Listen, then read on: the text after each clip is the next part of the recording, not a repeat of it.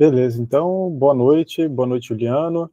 Enquanto os demais aí vão entrando na sala, a gente vai começar a nossa aula e ela vai ficar gravada aí para vocês poderem assistir depois no decorrer da semana, beleza? Então, a primeira informação, eu imagino que a sala ainda não está disponível para vocês, né? Houve alguns quesitos técnicos aí que, né, talvez não tenha dado tempo de disponibilizar a sala para vocês antes, mas eu imagino que vocês devem ter recebido pelo menos o link da aula de hoje, né?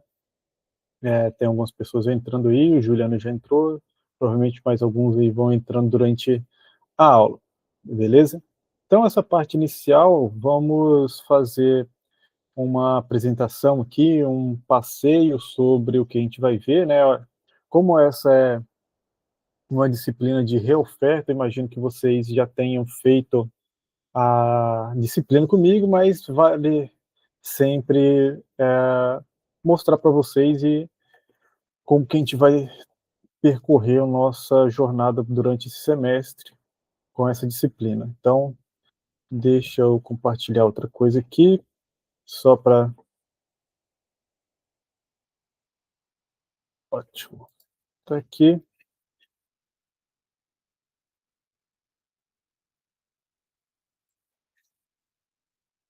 Certo, então, caso vocês ainda não tenham disponível o manual de ensino, né, do nosso semestre, lá na sala de vocês, eu vou deixar aqui registrado em vídeo para vocês poderem consultar depois e ter uma noção de como a gente vai trabalhar durante esse semestre. Então, vamos fazer a disciplina de cálculo 2, ok?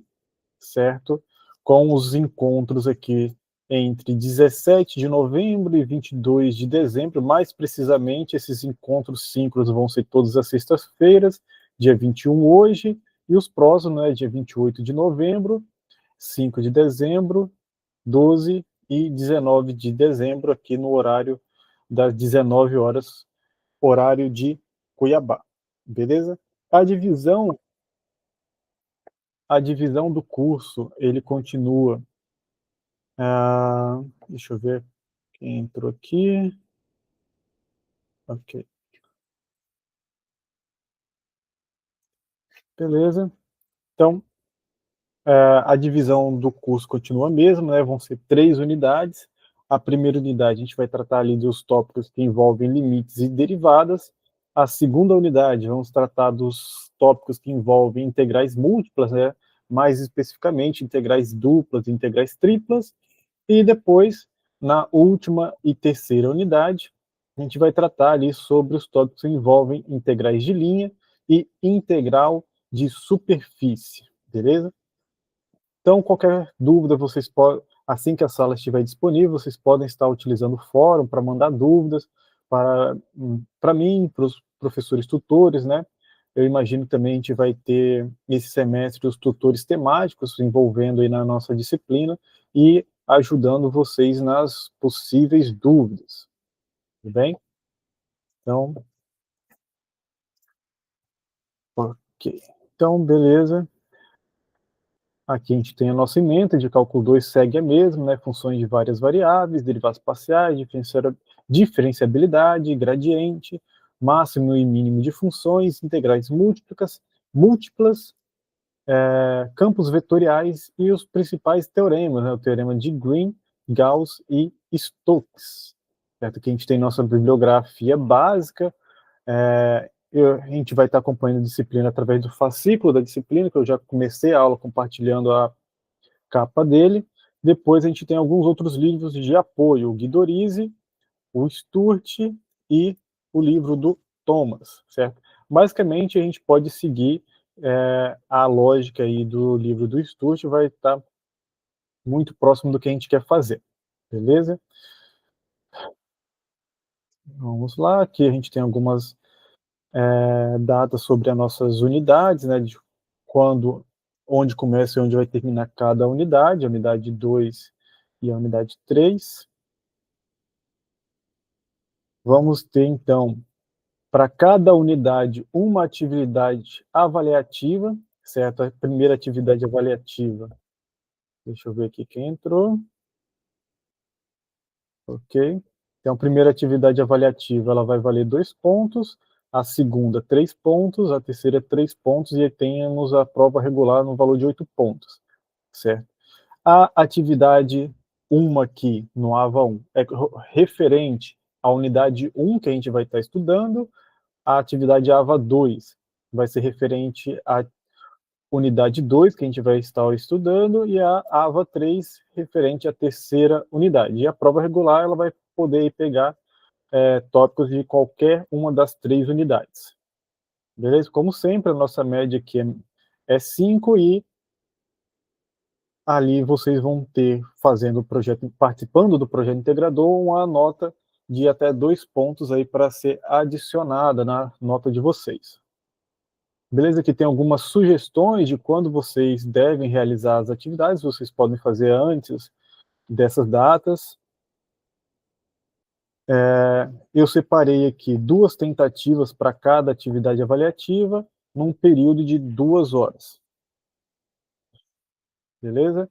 E aí no final aqui vocês têm as datas dos encontros síncronos, né? Que eu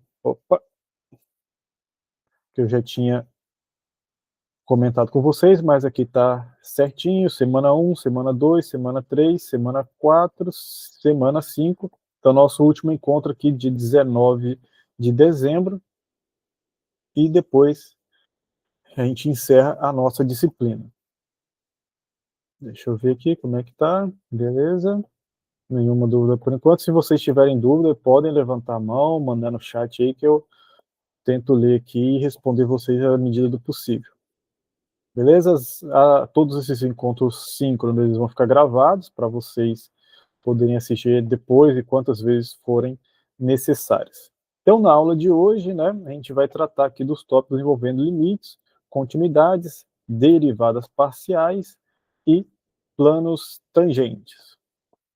A expectativa aqui é que essa primeira parte que a gente tenha 7 dias de duração, e aí, nesse quesito, a gente espera, né, como o curso EAD, que vocês realizem a leitura dos materiais de apoio, né, do fascículo, antes das nossas aulas, para a gente poder deixar a aula mais dinâmica e vocês possam trazer as dúvidas de vocês e a gente tirar elas aqui durante a aula, beleza? Para a gente não deixar passar nada e assim vocês possam desempenhar da melhor forma possível nas atividades avaliativas. As atividades avaliativas, elas estão no modelo do semestre passado, certo? Então vocês vão ter lá no AVA, assim que, se já não estiver, assim que estiver disponível, a atividade valendo nota e o teste de conhecimento.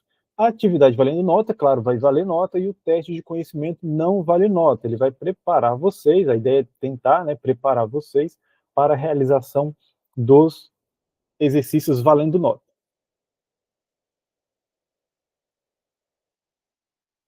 Beleza? Então, as atividades avaliativas, né, voltando um pouquinho sobre as atividades avaliativas, elas estão no modelo que quem tentou fazer no semestre passado, está no mesmo modelo que vocês fizeram no semestre passado, só que eu adicionei algumas questões a mais, né? Então, de um semestre para o outro, eu adicionei mais algumas questões, então estamos aí fazendo um compilado, né, para montar um banco de questões para vocês e assim a gente poder desempenhar aí e testar mais questões com vocês, beleza? Mas a ideia é a mesma. As questões ali, elas vão ter um enunciado, são questões de resposta, entre aspas, imediata, que vocês vão marcar a resposta que vocês acham que está correta e aí vai responder se vocês tiraram a nota ou não. E aí a questão é que vem o enunciado, vocês vão ter, se eu não me engano, 5 alternativas. Essas alternativas, elas apresentam todas as respostas, já para que vocês possam acompanhar o desenvolvimento desses exercícios e ter uma noção da questão lógica para resolver cada exercício. Então, é claro que não, infelizmente, não dá para a gente fazer a resposta inteiramente completa, porque senão as respostas ficariam gigantescas, então tentei resumir o máximo possível, de forma que a gente não perdesse muita informação necessária para fazer os cálculos, beleza? Então, de limites, de continuidades, derivadas parciais e assim por diante, ok? Alguma dúvida até aqui?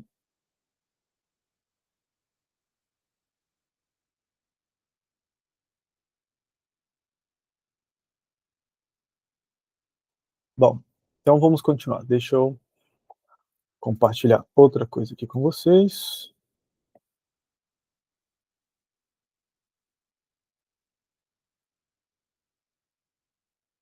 Beleza, então aqui a gente tem o nosso fascículo, certo? Com uma capinha bonitinha ali. Então, esse fascículo aqui, para quem guardou o fascículo do semestre passado, caso tenha guardado, ele foi atualizado, certo? Então, adicionei mais coisas, corrigi textos que porventura podiam estar errados ou não tão bem escritos, certo? Melhorei a, a separação dos textos e ele ficou agora um texto mais completo. E aí vocês vão perceber, né, eu vou mostrar aqui para vocês, vão perceber que eu adicionei também exercícios, né? Então, além dos exercícios que tem lá no AVA, vocês agora dentro do fascículo, vocês vão encontrar exercícios para treinar, certo? Então, assim, vocês vão ter mais material para gerar dúvida para vocês tentarem trabalhar mais e assim procurarem os professores, tutores, os tutores temáticos, e até mesmo dentro das próximas aulas, de tentar tirar dúvida de alguns exercícios específicos. A gente pode fazer isso durante o final de cada aula, beleza? Então, por exemplo, aqui, agora a gente tem na primeira unidade, né, 2 capítulos, um capítulo sobre ali funções de 2 e 3 variáveis, focando ali na parte de cálculo de limites e continuidade, principalmente, e o capítulo sobre derivadas. Então, ali a gente vai tratar sobre derivadas parciais, planos tangente, diferenciabilidade de funções, regra da cadeia, valores máximos e mínimos de uma função de várias variáveis, e o método de Lagrange, né, o multiplicadores de Lagrange. Então, a gente vai ter todos esses tópicos aí para a gente trabalhar nessa e na próxima semana, certo? Então, essa semana e a próxima semana a gente vai trabalhar a unidade 1, certo? Primeira e segunda semana. Na terceira e quarta semana, vamos trabalhar a unidade 2 e na última semana vamos trabalhar a terceira unidade, beleza? Então, como esse é um curso voltado aí para o pessoal que já, porventura, fez no semestre passado, então talvez já tenha alguma habilidade nesses tópicos, talvez a gente possa fazer algum desses tópicos mais rápido, direcionar mais alguns conceitos que geram mais dificuldades, beleza? Mas se porventura, durante as aulas aqui, síncronas, né, nas aulas síncronas, alguém quiser, professor, esse tópico eu não lembro direito, eu ainda estou com dificuldades, então a gente faz um pouco mais detalhado, beleza? Então, tranquilo para vocês, pessoal? Alguma dúvida até aqui, antes da gente continuar?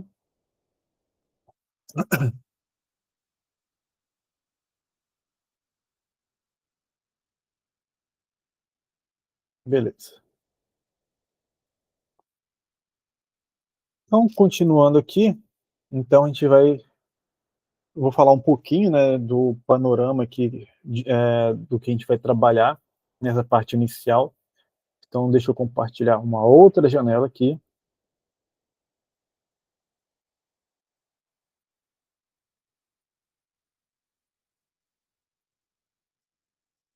Deixa eu ver. Então, a gente tem aqui no GeoGebra uma nova janela que eu estou compartilhando com vocês aqui.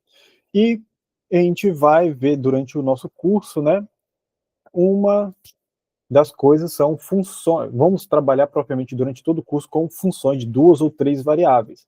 Certo? Apesar de muitas vezes conceitos, a gente poder trabalhar com funções de N variáveis, seja de 4 variáveis, 5 e assim por diante, mas basicamente a gente vai focar em 2 ou 3 variáveis. Certo? Em alguns contextos a gente vai trabalhar somente 2 variáveis por causa de que se depois eu conseguir lembrar de fazer o comentário, né, nesses casos, mas alguns casos trabalhar com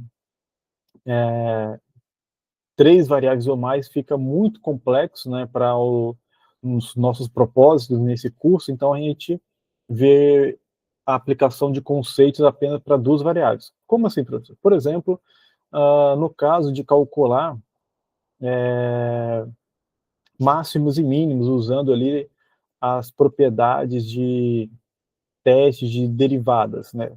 Então a gente, para achar alguns desses testes, a gente vai ver ou rever, para aqueles que lembram, pontos críticos. E para funções de 3 ou mais variáveis, achar pontos críticos de funções fica um pouco mais complexo, porque aumenta o nível de dificuldade que a gente precisa trabalhar ali, principalmente com polinômios. Polinômios de 3 variáveis ou mais já fica uma situação mais complexa que vai fugir bastante do nível e do propósito do nosso curso, beleza? Então, tratando aqui de funções, certo? Então, elementos que a gente precisa ter uma compreensão sobre funções, né?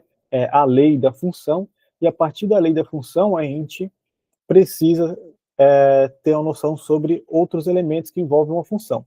Primeiro é o domínio de uma função, depois saber reconhecer o conjunto imagem de uma função, o contradomínio de uma função, certo? Mas principalmente o que a gente vai trabalhar nesse curso é com relação ao domínio e, porventura, vamos também trabalhar com as curvas ou superfícies de níveis, certo?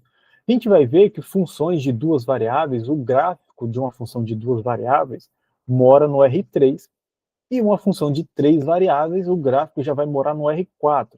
Certo? Só que o R4, a gente já não consegue visualizar uma figura no R4, beleza? Então, para auxiliar nesses casos que a gente não consegue visualizar nem com a ferramenta gráfica, como eu estou utilizando aqui com vocês o GeoGebra, certo? A gente pode tentar fazer essas interpretações, mesmo sem visualizar, utilizando ali curvas ou as superfícies de níveis, tudo bem?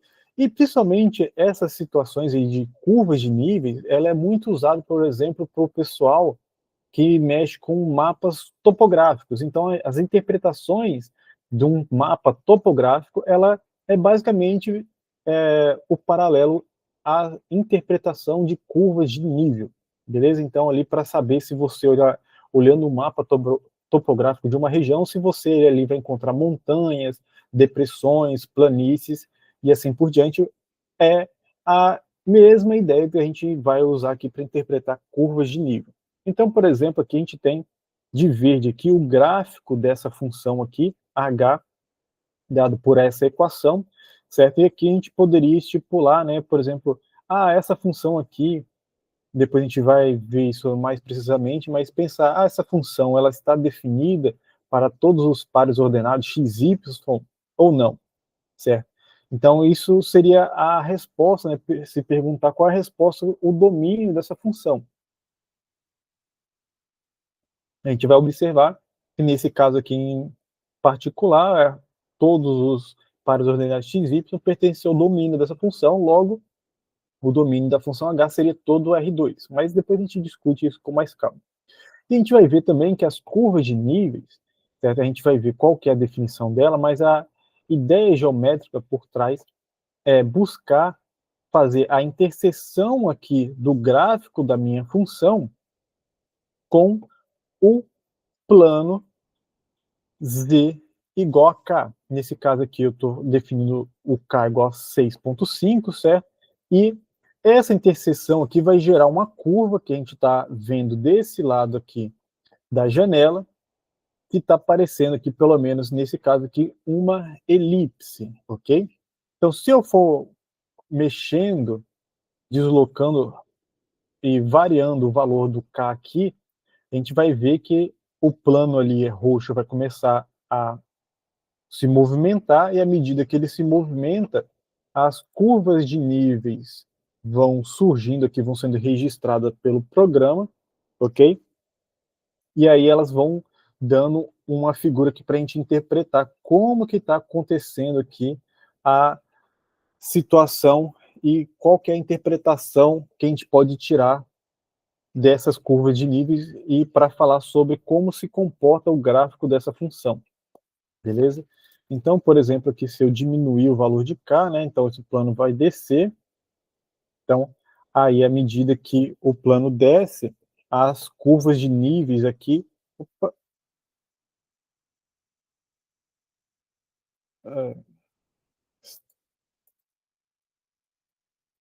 elas vão se mexendo. Então, por exemplo, o plano que está quase no chão aqui, então se eu colocar aqui igual a zero,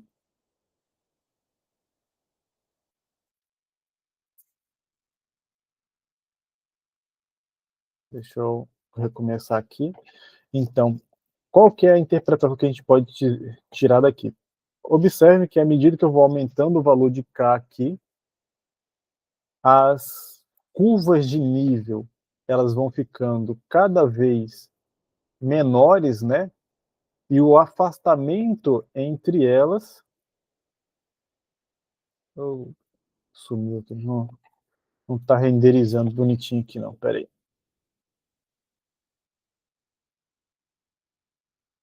Então, aqui.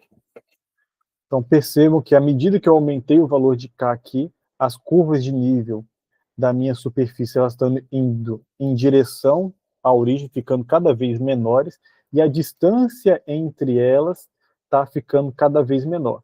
Isso aqui diz para a gente, a interpretação disso aqui é que quanto mais próximo eu tenho uma curva de nível da outra, isso significa que mais íngreme é o gráfico da minha função, naquele lugar onde as curvas de nível estão ficando mais próximas. Então percebam que é exatamente isso que acontece. Por quê? Porque o gráfico da minha função, basicamente, ele está fazendo esse desenho aqui, beleza? Então, à medida que eu for aumentando o valor de K, que for subindo esse plano rosa aqui, certo? O plano Z igual a K, vamos perceber que essas curvas de níveis vão ficando cada vez maior, certo? A distância delas vão ficando cada vez menor, a distância entre elas vão ficando cada vez menor. Isso vai significar para a gente, né, a interpretação que a gente tira para isso, como eu falei, é que cada vez o gráfico da minha função está ficando mais íngreme e mais íngreme, a ponto que já nesse trecho aqui, eu já não consigo nem diferenciar uma curva de nível da outra. Então, eu posso interpretar dali o seguinte, é como se ele já quase tivesse vertical ali naquela região, beleza? Então, a inclinação do gráfico da minha função aqui, ela é muito alta, certo? Diferente desses pontos aqui, onde a inclinação ela já é um pouco mais suave, né? Ela vai ficando cada vez, quando eu vou me afastando da origem aqui, a inclinação do gráfico vai ficando cada vez mais horizontal, e as curvas de nível vão ficando mais afastadas, beleza? E aí, isso é a interpretação aí que a gente tira sobre a inclinação do gráfico. E agora, como eu sei que isso se trata de um gráfico que ele está entre, você poderia estar simulando um vulcão ali ou uma depressão, certo? Observem que à medida que o valor de K aumenta, à medida que o valor do K ali aumenta, né, os valores, ou melhor, as figuras que estão dando as curvas de nível, elas estão cada vez mais indo em direção uma da outra, elas estão ficando cada vez menores, ou a gente poderia, entre aspas, pensar como se fosse algo tendendo a um ponto. Então, se eu aumentasse muito aqui, deixa eu voltar na janela, aumentasse muito esse valor de K aqui, a tendência é que essas curvas de níveis aqui, elas ficariam quase como sendo um único ponto, certo? Até se ela fosse uma montanha, até que aqui eu só encontraria um valor de K e daria exatamente um ponto. Então isso quer dizer que à medida que eu estou aumentando aqui os planos, eu ainda visualizo, deixa eu ver aqui, a gente pode pensar que as curvas de nível estão retraindo, mas não seria bem essa palavra, mas a gente pode fazer um paralelo como se elas estivessem ficando, as curvas de nível estão retraindo, e aí o gráfico da minha função está retraindo. É como se a gente olhasse de fato para uma montanha, né? Quando a gente tem uma montanha, ela é bem volumosa na base dela, e cada vez que você vai subindo, fatiando essa montanha, né? Ela, entre aspas, ela vai ficando cada vez mais fina, até que vai chegar um ponto que você fosse fatiar ela e você não teria uma interseção. Deixa eu ver se eu visualizo. Por exemplo, nesse caso aqui, você não.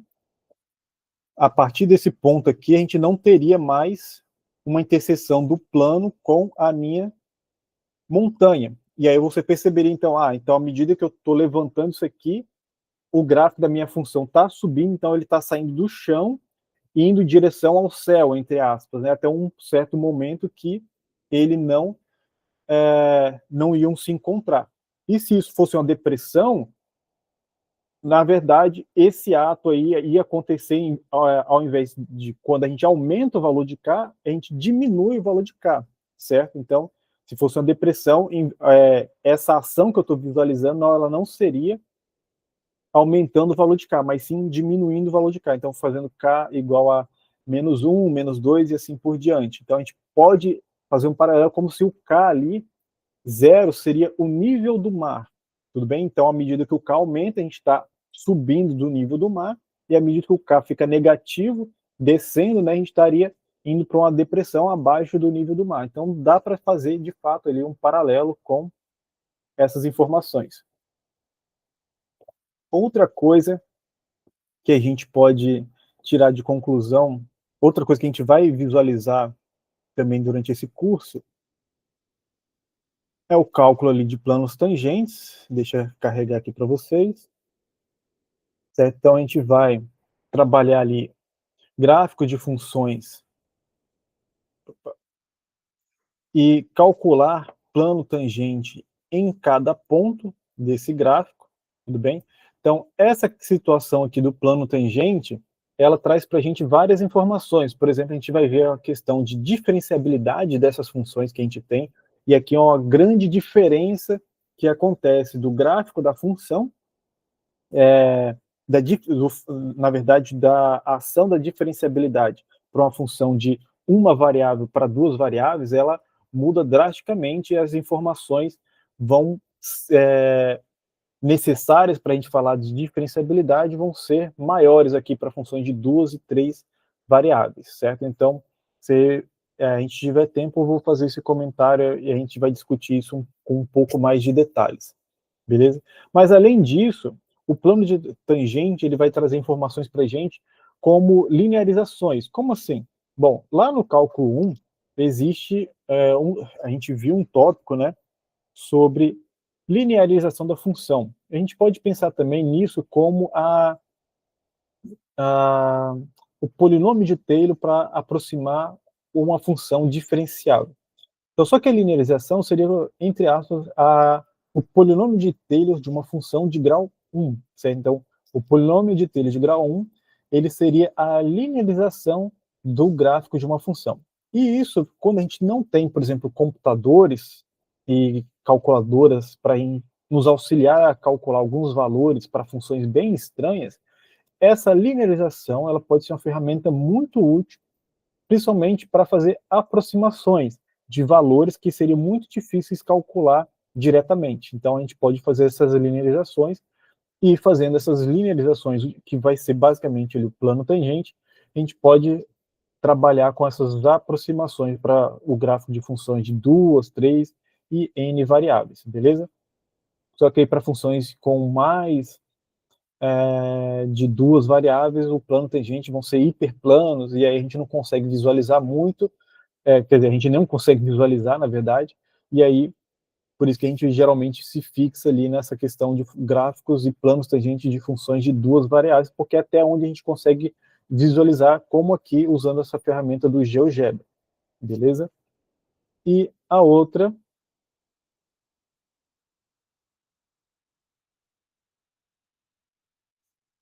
eu ia compartilhar uma outra coisa aqui, mas deixa eu... E só voltando ali na curva de nível. Um outro desenho que eu fiz aqui para vocês, uma animaçãozinha. Deixa eu trocar aqui. Beleza, então a gente tem o mesmo gráfico ali, agora de roxo. Então fiz uma animaçãozinha aqui para vocês perceberem a questão ali do valor de K, que ele vai aumentando e esse plano vai subindo, certo? Então, à medida que ele vai subindo aqui, ele vai fatiando e vai gerando aquelas curvas de nível que a gente viu lá na primeira imagem que eu mostrei no GeoGebra para vocês. Então, esse daqui, depois, se puder, eu vou colocar esses links aqui para vocês poderem brincar lá no GeoGebra, certo? Podem trocar essas funções aqui e ver o que vai acontecer e tirar interpretações aí para auxiliar no aprendizado, beleza? Mas vamos voltar, vamos começar a nossa disciplina.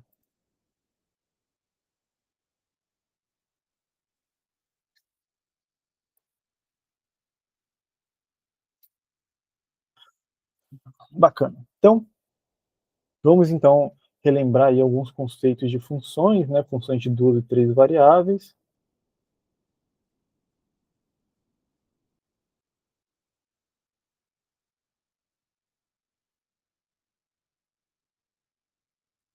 E aqui, essa sessão é uma novidade que eu tentei trazer para esse material esse semestre,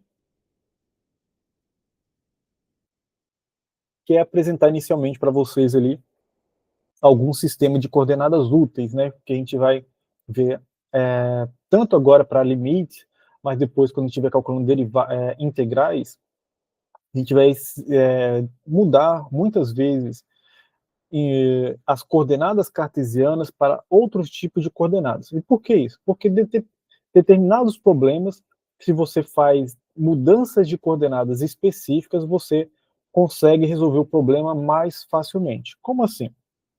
Bom, por exemplo, se eu tenho um círculo aqui,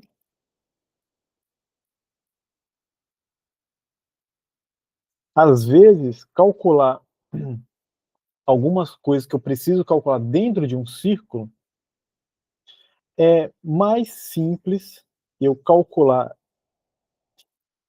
transformar esse círculo em um retângulo e calcular agora o que eu preciso calcular usando o retângulo. Por quê? Entre aspas, né, não que o nível de dificuldade seja muito diferente disso, mas calcular a área de um retângulo é, entre aspas, mais simples do que calcular a área de um círculo. E, claro que não é só isso, né, mas para fazer essa troca, a gente vai ver que muitas vezes a gente precisa pagar um preço para realizar essa troca, somente quando a gente estiver calculando integrais, mas, por exemplo, a equação de um círculo, por exemplo, o círculo centrado na origem, ele é dado por essa equação, um círculo de raio 1 centrado na origem, certo? E às vezes, para a gente calcular integrais, ou derivadas, ou limites, que envolvam regiões circulares, certo? A gente precisa, muitas vezes, isolar uma variável em relação a outra. E essa equação aqui, ela descreve o círculo completo, certo? Mas, por exemplo, se eu tiver que isolar uma variável em relação a outra, muitas vezes a gente isola em relação a y, então eu vou ter que tirar a raiz dos dois lados aqui e eu vou ter uma equação mais ou menos desse tipo. Então, eu não tenho uma única equação, eu tenho duas, certo? Eu tenho uma para o y com raiz positiva e uma com o y para a raiz negativa para descrever todo esse círculo. Com a raiz positiva, eu estou falando aqui da parte superior. Com a parte negativa da raiz, eu estou falando da parte inferior do círculo. Só que, algebricamente, ali eu teria que, então, trabalhar com essas duas igualdades. Uma com a raiz positiva, fazer todas as contas com a raiz positiva, e depois fazer de novo a mesma conta para a raiz negativa, para a parte da raiz negativa, certo? Então, trocar, por exemplo, ali para coordenadas, dependendo do problema, polares ou coordenadas cilíndricas, vai ser muito útil, porque eu passo a não precisar fazer a conta duas vezes. E a gente também tem outras coisas, por exemplo, que se eu precisar derivar essa relação aqui de y igual a essa raiz, ou integrar, as integrais geralmente não são tão simples, ou o pessoal geralmente tem um pouco mais de dificuldade, do que se eu fizer essas mudanças de variáveis, e aí as integrais e as derivadas, porventura, elas vão ficar bem mais simples, ok? Então, coisas mais simples, a gente tem a probabilidade menor de errar, beleza? Ou cometer algum errinho, ou esquecer alguma coisa. Então, a ideia é essa, de fazer essas mudanças, é tentar transformar coisas que seriam mais complexas em coisas mais simples.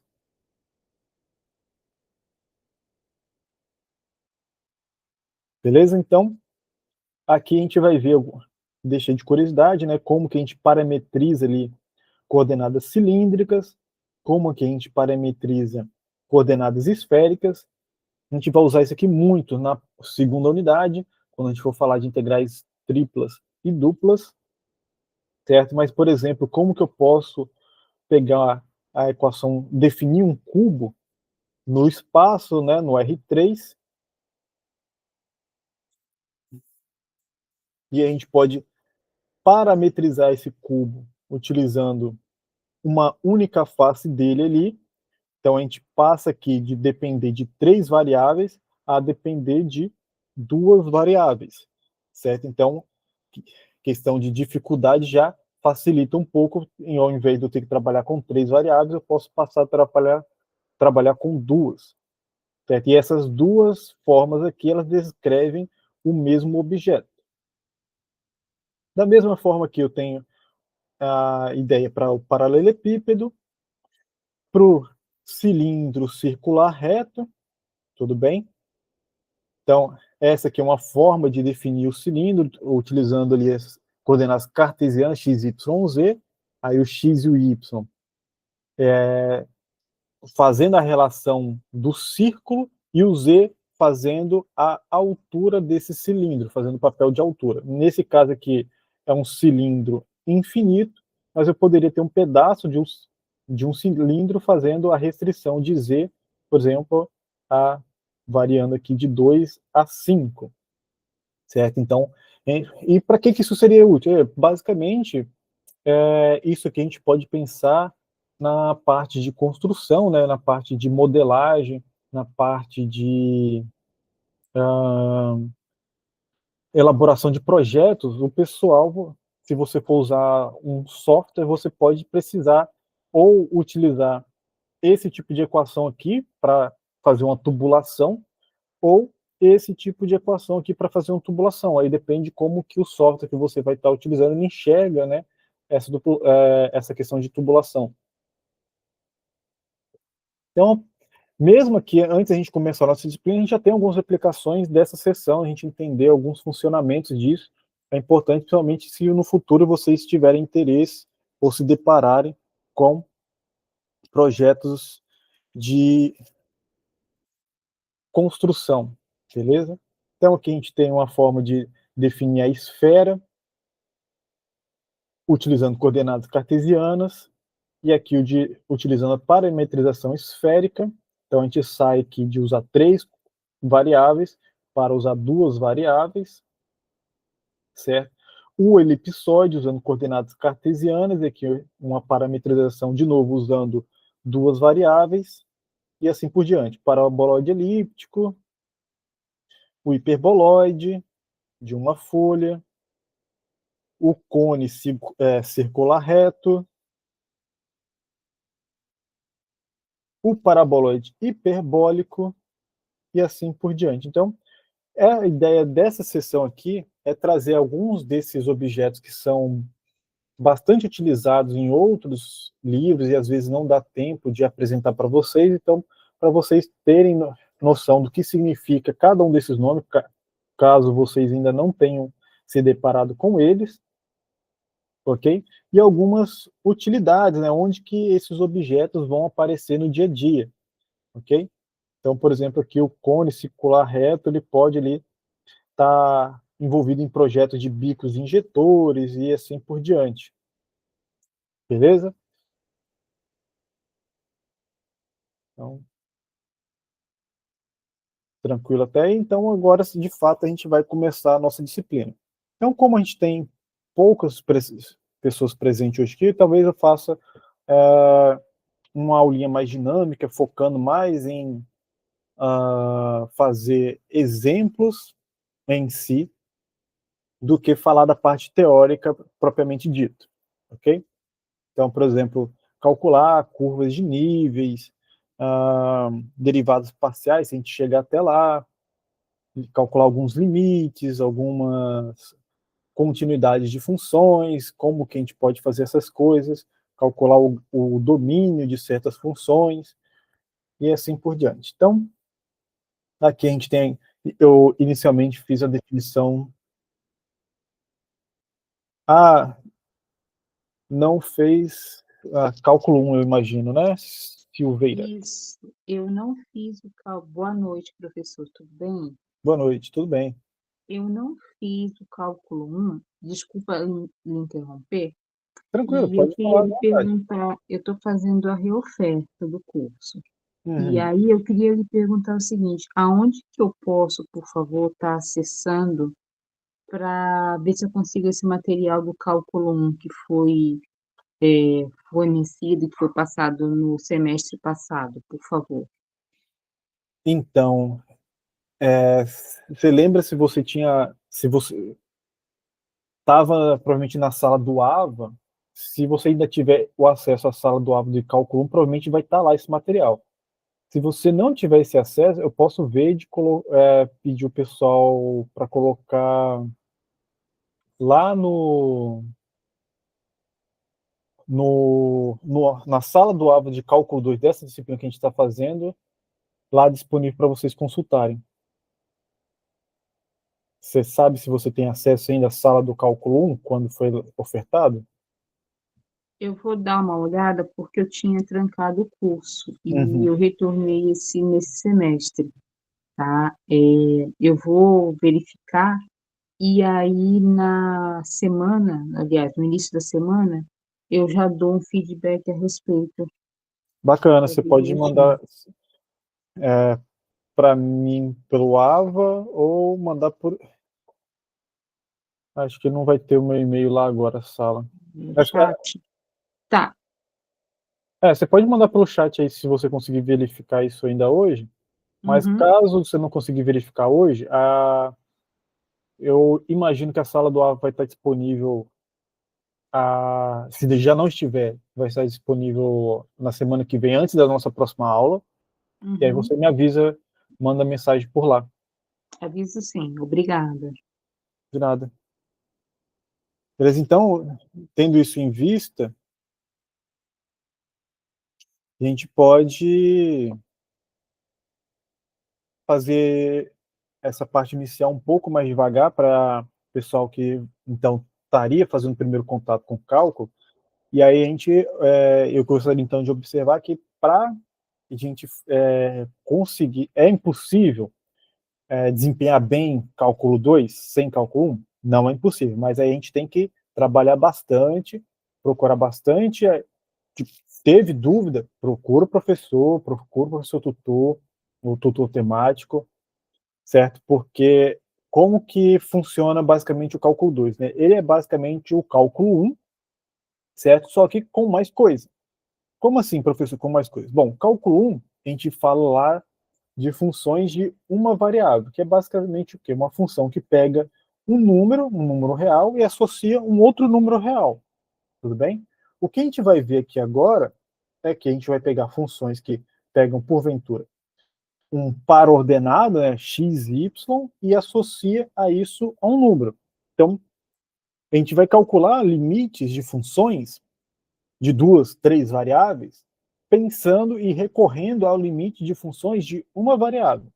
A gente vai derivar funções de duas, três variáveis, pensando em funções de uma variável e usando regras de derivação de funções de uma variável.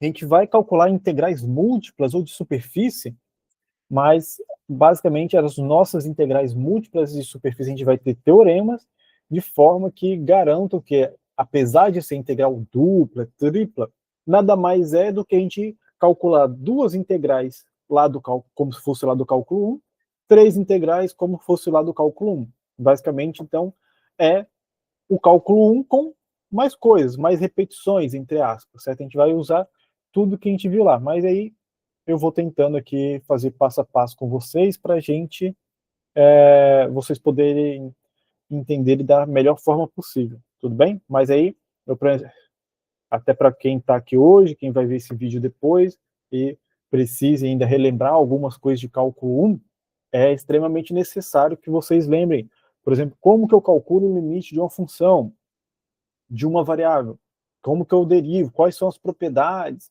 de derivação. A gente vai revisar isso durante as aulas, né, mas é importante que vocês lembrem e tentem ler sobre isso antes das próximas aulas, beleza? Eu sei que é muita coisa, mas vai dar certo, fiquem tranquilos, a gente vai conseguir desempenhar isso da melhor forma possível, basta ter paciência, é muito conteúdo, de certa forma, mas a gente consegue juntos, beleza? Então, basicamente o que a gente vai falar aqui vale tudo, entre aspas, lá para o cálculo 1. Quando não valer, eu tento comentar com vocês. Então, uma função aqui, nossa primeira definição, a gente vai pegar aqui dois números naturais, m e n, e uma função de n variáveis, levando a um vetor, a um par ordenado de m entradas, é uma lei, é uma aplicação que a cada par ordenado de n entradas associa um par de m entradas. Basicamente, aqui é a noção mais genérica possível que a gente vai usar, mas basicamente o que a gente vai trabalhar é funções que saem do R2, então pega um par ordenado x, y e leva num número real, ou uma função que sai do R3 e vai na reta, certo? Então, mas como assim é possível, professor, pegar um par ordenado e associar isso a um número? Sim. Bom, vamos pegar aqui um exemplo básico para a gente entender como isso é possível. Eu posso pegar um par ordenado aqui e levar na reta, par ordenado x, y aqui como padrão, né? A gente geralmente usa o x, y, e leva isso aqui no f de xy, por exemplo, fazendo x ao quadrado mais y ao quadrado, tudo bem? Então, isso daqui é uma função que associa cada par ordenado xy no número. Por que é um número, professor? Bom, pensa que o x aqui é um número real e o y também. Ambos são dois números reais. Então, o que a minha função está fazendo? Ela está pegando dois números reais, que podem ser iguais ou diferentes, aqui eu estou pensando como pares ordenados, x e y, ok?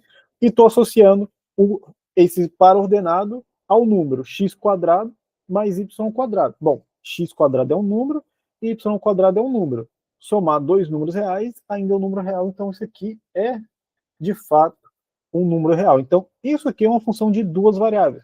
Ah, professor, o que seria uma função de três variáveis? Seria tudo igual, mas diferente. Opa, como assim igual, mas diferente? A gente pode pegar aqui no R3 ou a terna ordenada aqui, x, y, z, e a minha função levar esses três números, x, y e z, por exemplo, x quadrado mais y quadrado mais 2z ao quadrado, ou, para diferenciar um pouquinho, x quadrado mais y mais 2z quadrado. Isso aqui, de novo, é um número, porque x quadrado é um número, z quadrado é um número, 2z quadrado vai ser também um número, y também é um número, e somar números continua sendo um número, então isso aqui pertence aos reais. Então, basicamente, a gente vai trabalhar com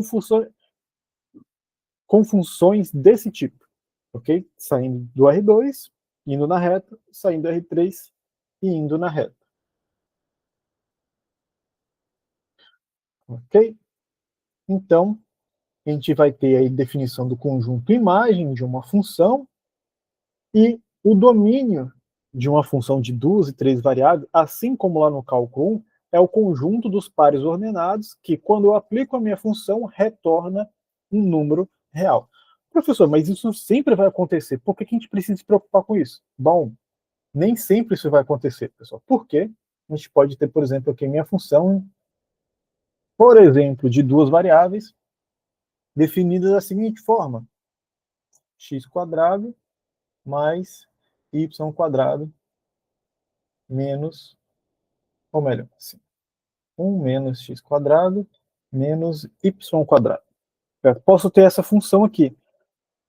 Essa função, qual seria o domínio dessa função? A gente tem que se perguntar quais são os pares ordenados que isso ali retorna um número, qual o par ordenado de x, y.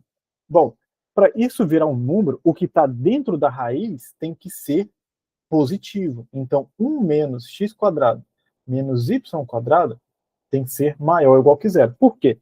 Porque raiz quadrada de um número negativo, isso não é um número real, seria um número complexo, e a gente não está trabalhando isso dentro desse curso. Então, por isso que a gente precisa disso aqui, e aí isso seria equivalente a dizer que 1 tem que ser maior que x² mais y². Certo? Então, basicamente, qual que seria então o nosso domínio aqui dessa função?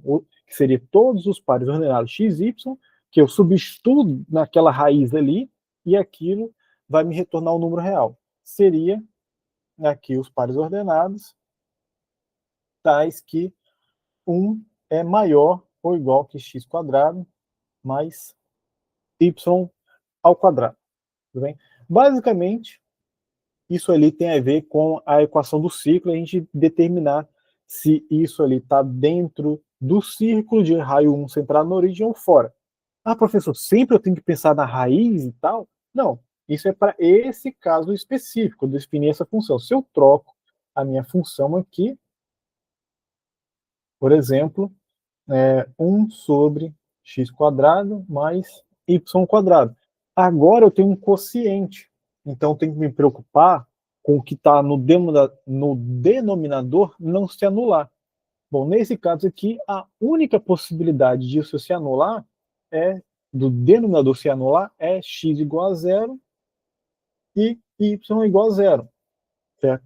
Então, nesse caso aqui, o domínio vai ser todos os reais, todo R2, diferente da origem. Certo? Professor, mas por que só esse ponto? Porque é um quociente, uma fração, ela não é um número real, desse caso aqui que a gente está falando, só não vai ser um número real se o denominador se anular, certo? Porque um número dividido por zero, isso não é um número real. Então, o único caso que isso vai acontecer é só esse, então é só retirar ele do R2 e eu tenho ali o meu domínio, certo? E assim por diante. Então, de fato, ali eu preciso ter uma certa preocupação, um zelo com o domínio de funções. E a mesma lógica se aplica ali para funções de 2 e 3 ou mais variáveis.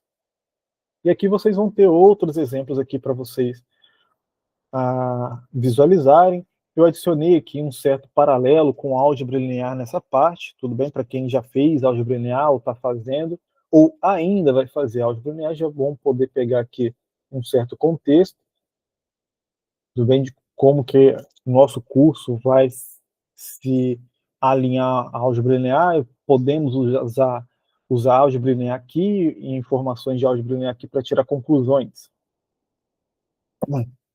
Então, aqui eu já falei com vocês funções de duas variáveis, certo? E aí, como essas funções de duas variáveis, o domínio dessas funções está lá no R2, a gente pode, como é entre aspas, mais simples de visualizar, fazer o desenho referente ao gráfico que representa o domínio da minha função. Na verdade, a gente basicamente nesse exemplo aqui, de novo, eu tenho aqui, para isso ser um número real, eu tenho que ter que x mais y seja maior ou igual que zero, ok? E isso só é possível se o y aqui for maior ou igual a menos x, tudo bem? Então, para desenhar isso, a região que representa o domínio da minha função, a dica, o truque é, se vale a igualdade aqui ou não, a gente trabalha com a igualdade para fazer o marco da onde eu vou me orientar com a minha região. Então, vejo que figura vai fazer que eu, pensando na igualdade do x com do y e o x aqui, então isso daqui dá a reta para a gente, a reta que passa pela origem, que é essa reta vermelha aqui, ok? E agora, como que eu determino qual parte do plano do R2 faz parte do meu domínio, certo? Se é essa parte aqui ou se é essa parte de branco, tudo bem? Então, esse é um dos raros casos que eu falo, que eu costumo brincar com o pessoal, que fazer um certo exemplo específico determina para a gente, pode dar a resposta final para a gente. Como assim? Bom, vamos pegar um ponto qualquer aqui, que esteja ou desse lado, certo? E ver se ele satisfaz essa desigualdade. Vamos pegar aqui, por exemplo, o 2 e o 1, certo? Então, o x aqui é igual a 2 e o y é igual a 1, certo? Então, a minha relação aqui é perguntar o seguinte: 1, que é o meu y, ele vai ser maior ou igual ao menos x, que nesse caso aqui seria menos 2? Se a resposta for sim, então os pontos 1, 2 está desse lado da igualdade aqui, então vai ser toda essa região que dividiu aqui o meu domínio, que vai representar o meu domínio. Então, como isso aqui é verdade, né? 1 vai ser maior que menos 2, então, de fato, a minha região é essa parte de laranja aqui, ou acho que isso aqui está mais para um pêssego, que entende de cores aí pode falar melhor para a gente. E aí, por que os pontos que estão aqui, por exemplo, não fazem parte do meu domínio? Vamos pegar um ponto aqui, por exemplo, seria o x igual a menos 2 e o y igual, por exemplo, menos 1, certo? Então, x igual a menos 2 e o y igual a menos 1. Então, aqui eu teria menos 1 é o meu y, e o meu x seria menos 2, que isso aqui é 2. Aí eu pergunto para vocês, menos 1, ele é maior do que 2 positivo? A resposta é não.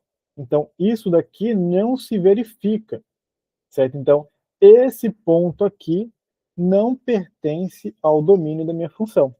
Então, por isso que essa parte daqui está branco, certo? Não foi marcada ali como parte do meu domínio. E a mesma coisa aqui para outras figuras que eu inseri Deixa aqui eu para você. perguntar uma coisa, Pode falar. por favor. Naquela parte ali do primeiro exemplo, quando você riscou a parte que pertence, por que ela não ficou centralizada só ali dentro do quadrado e ela está para o lado de fora? Quando eu fiz o ponto 2 e 1, Isso. Aí eu 2 positivo, aliás, um x, não, peraí, o y, não, um positivo, que é o x, né? E o 2, que é, não, um é o x positivo, e a parte de cima o y.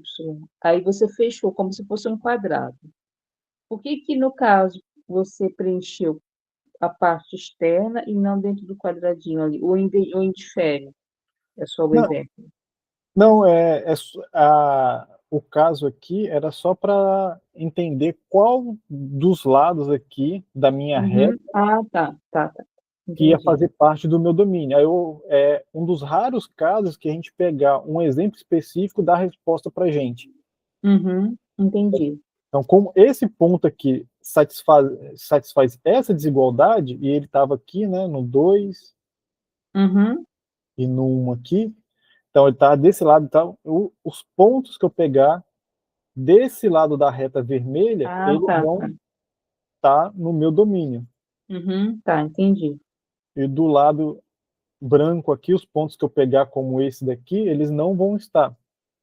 Então, Tá. por exemplo, até se a gente mudar aqui, quiser trocar, por exemplo, pegar, só para ver que não precisa ser tudo positivo, né? Vamos pegar aqui x igual a menos 1 e y igual a 3, certo?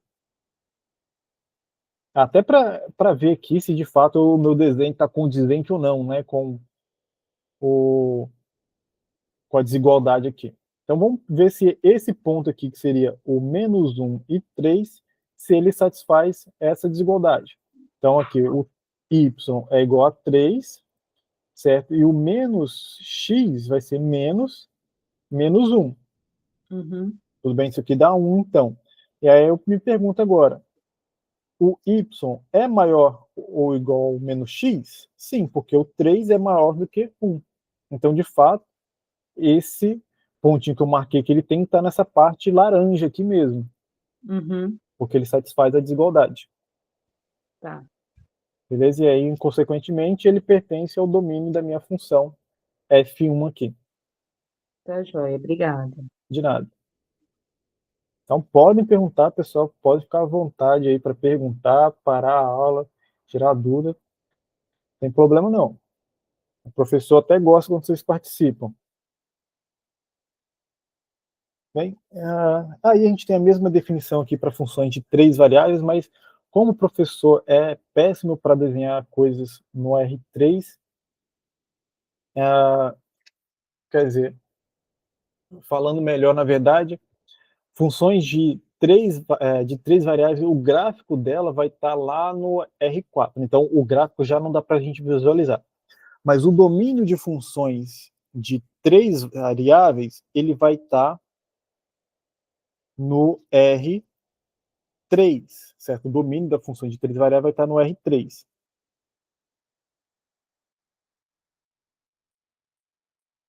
E aí, desculpa. E aí, a gente pode visualizar, então, o domínio de funções de 3 variáveis. Mas como ele está lá no R3, aí a habilidade de desenho do professor fica ruim, certo? Mas a gente pode, depois aqui no final da aula, se vocês quiserem, fazer uma tentativa aqui no GeoGebra para mostrar para vocês como ficaria o gráfico de uma função de 3 variáveis. O domínio de uma função de 3 variáveis. Beleza? A gente vai ter alguns exemplos aqui. E aí, como eu falei, a gente tem ali a definição de curva de nível de uma função. Então, curva de nível, geralmente a gente se refere à função de 2 variáveis, e basicamente é a curva de nível de uma função f, é basicamente se perguntar quais são todos os pares ordenados x, y que satisfazem essa igualdade com k. Esse k aqui é um número real qualquer, ele pode ser positivo, negativo, zero. Às vezes esse k vai acabar se restringindo, dependendo de cada caso, né? Ele pode ficar entre 0 e 1, entre 0 e menos 1, entre 2 e 3, dependendo do problema específico, certo? Mas, em geral, ele pode ser qualquer número real. Então, calcular aquelas curvas de níveis que eu estava mostrando para vocês lá é responder esse tipo de pergunta. Tudo bem? Então, basicamente, a gente tem aqui o nosso exemplo de uma curva de nível, certo? Da função raiz quadrada de 1 menos x quadrado menos y quadrado. Ok? Inicialmente, a curva de nível é perguntar quais são os x e y que satisfaz essa igualdade com k. Só que, como eu falei, nesse caso aqui, desenvolvendo essa igualdade aqui, eu teria raiz quadrada de 1 menos x quadrado menos y quadrado igual a k, certo? Para enxergar melhor o que é essa curva de nível, eu vou desenvolver isso aqui com propriedades matematicamente corretas que não vão alterar muito a estrutura dessa figura, certo? Então, eu vou levar dos dois lados ao quadrado, eu vou ficar com 1 menos x quadrado menos y quadrado igual a k ao quadrado. Ok? E aí, para chegar nessa expressão aqui, eu vou passar isso que está negativo para o outro lado e o k para esse lado, certo? Então, isso aqui, deixa eu voltar, isso aqui vai ser equivalente a 1 menos k ao quadrado igual a x quadrado mais y ao quadrado. Só que o que está desse lado aqui, ele tem que ser positivo, né? Porque x quadrado é positivo, y quadrado é positivo, somar coisas positivas só pode dar positivo. Então, isso daqui tem que ser maior ou igual que zero. E, além disso, o menor valor que isso daqui pode alcançar é zero. Então, por isso aqui que 1 menos k ao quadrado ele vai estar entre 0 e 1. Tudo bem? E aí, a gente pode fazer algumas avaliações aqui e verificar que o k, então, nesse caso aqui, só faz sentido se ele estiver entre 0 e 1. E aí eu deixei aqui para vocês, basicamente, qual que é o desenho das curvas de níveis que tem aqui. E aí, nesse caso aqui, a gente tem as curvas de níveis sendo círculos concêntricos. E quando o k ele é 1, então essa diferença aqui dá zero. E aí x² mais y² vai dar zero. Certo? E isso só pode acontecer num único ponto, que é a origem. Então, por isso que tem só esse pontinho aqui. E aí, à medida que a gente for variando esse k aqui entre 0 e 1, a gente vai observar que essas curvas de nível, né, elas vão em direção à origem. Então, à medida que o k sai do 0 e vai em direção ao 1, as curvas de nível elas estão indo em direção à origem. Beleza? Além disso, a gente vai perceber que quando o k ele passa de 1, já não tem mais nenhuma interseção daquelas que eu tinha comentado com vocês, então não tem mais nada ali do gráfico da minha função. Então, basicamente, o que a gente pode interpretar disso, que isso daqui seria alguma coisa com formato de circular, como se fosse uma bacia circular virada para baixo, certo? Então, basicamente, esse seria o desenho. E a gente pode observar que é isso mesmo, porque se a gente olhar para o gráfico disso aqui, trocando o f ali, colocando adicionando uma variável z, a gente vai ver que, de fato, isso aqui representa, na verdade, a parte de cima de uma esfera, certo?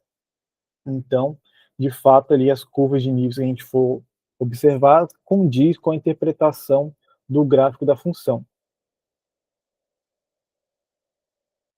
Então, tem outras curvas de nível aqui para vocês, alguma coisa sobre as funções de 3 variáveis para a gente observar.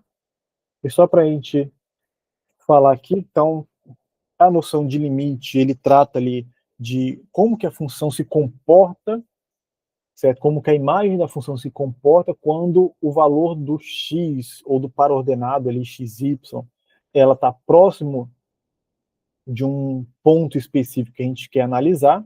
Então, algumas possibilidades acontecem, né?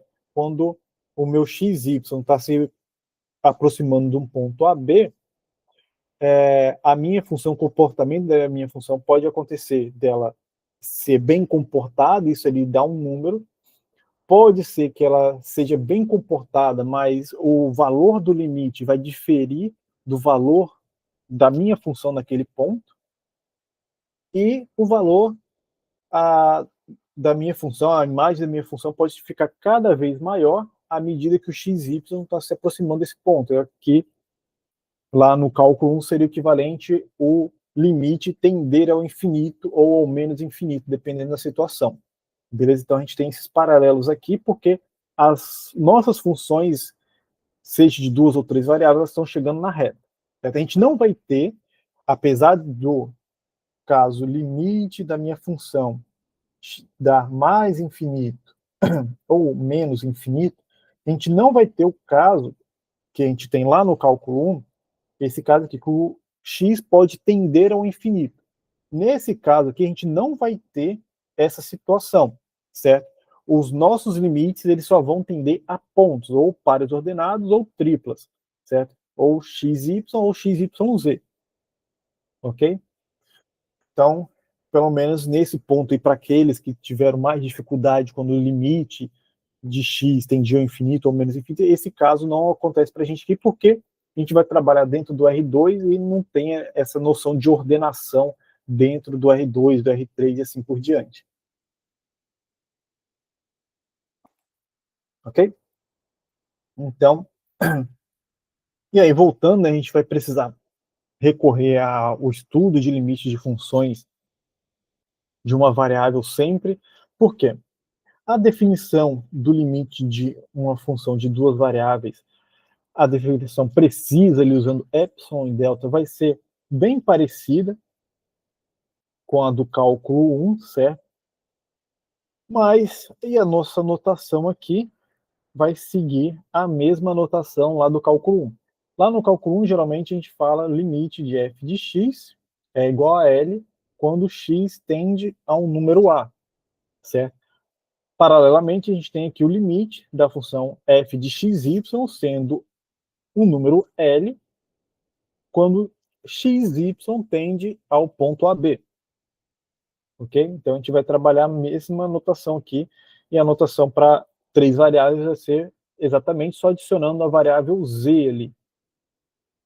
Então, a definição utilizando epsilon e delta aqui vai ser a mesma, e a gente vai poder, com isso, usar as propriedades de limite que a gente tem lá do cálculo 1, sempre que possível, certo? Então, a gente vai ver aqui que lá no cálculo, a gente está na reta, né? E a reta a gente geralmente divide ela do zero a parte positiva e desse lado a parte negativa. Então, em cima da reta, a gente só tem duas formas para se aproximar de um ponto. Por exemplo, eu tenho um ponto A aqui, então só tem duas formas de me aproximar de um ponto A, que é vindo pela direita ou vindo pela esquerda, que aí nascem os limites laterais, né? Lateral, o limite à direita e o limite à esquerda. E a gente tinha lá no cálculo 1 que os limites laterais à direita e à esquerda, quando eles existem e são iguais, então eu poderia falar que o limite da minha função existia naquele ponto, certo? Então os limites laterais, eles influenciavam ali no cálculo do limite. Só que agora, a gente vai ter, por exemplo, uma função de duas variáveis. Eu vou ter um ponto AB aqui,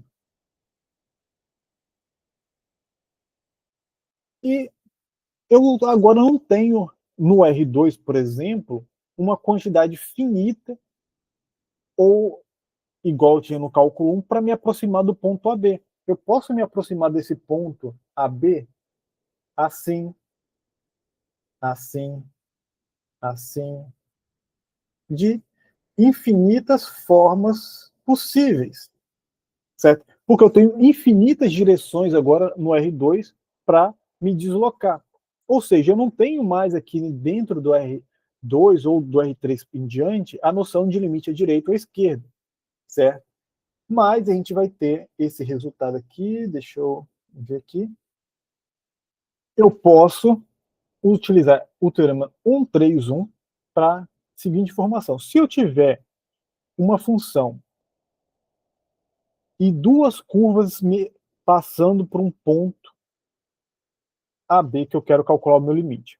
Se eu me aproximo desse ponto em cima de uma curva, dá um limite L1, e me aproximo desse ponto em cima de uma curva e dá um valor L2, curvas C1 e C2 aqui diferentes, mas ambas passando por AB, se esse L1 e esse L2 forem diferentes, então eu posso dizer que o limite da minha função não existe.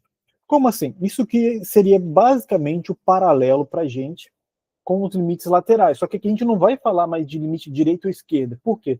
Porque eu não tenho duas formas de aproximar de um ponto, eu tenho infinitas. E para me aproximar desses pontos, eu vou usar curvas que eu utilizo essas parametrizações. Professor, mas o que seriam essas parametrizações? Exatamente coisas próximas àquilo que a gente viu lá naquela sessão inicial que eu coloquei de bônus para vocês lá sobre as coordenadas úteis. Certo? Mas a gente vai fazer alguns casos aqui. Na maioria dos casos, parametrizar utilizando retas vai ser suficiente para a gente verificar isso. Mas uma observação que eu quero fazer com vocês é o seguinte: calcular o limite de funções de duas ou três variáveis, se eu ficar ali, curva C1 deu, sei lá, 2, na curva C1, o limite deu 2. Na curva C2, também o limite deu 2. Na curva C3, o limite também deu 2. Testei 3, 4, 5 curvas, está dando o mesmo limite. Eu posso falar que o limite já existe? Não, a gente não pode falar que o limite existe. Eu só poderia falar que o limite existe se de certa forma, eu pudesse afirmar que para toda curva que passa por aquele ponto, o limite sempre está dando 2. Só que isso é muito difícil na prática fazer, porque você teria que usar todas as curvas possíveis, então é bem complexo. Com isso, a gente vai ter uma forma de verificar que o limite existe, sem ser pela definição, utilizando o teorema do confronto, certo? Então, basicamente, eu tenho duas situações aqui. Se eu quero provar, se eu suspeito que o limite não existe, eu tento achar duas curvas C1 e C2 diferentes, que tenham dois limites diferentes. Se eu quero agora mostrar que os limites existem, até aqui eu tenho duas formas. Ou provo pela definição de epsilon e delta, que geralmente é uma tarefa bem árdua, mas possível, ou utilizo o teorema do confronto, que é uma tarefa mais simples, mas não tão mais fácil, porque a gente precisa achar desigualdades ali para usar o teorema do confronto, beleza? Daqui para frente, daqui a pouco a gente vai ver a questão de continuidade, e se eu tiver continuidade, eu consigo falar sobre a questão do limite mais facilmente, mas aí, de novo, a gente vai ter que recorrer a outras formas, que é, por exemplo, calcular o domínio de funções, beleza?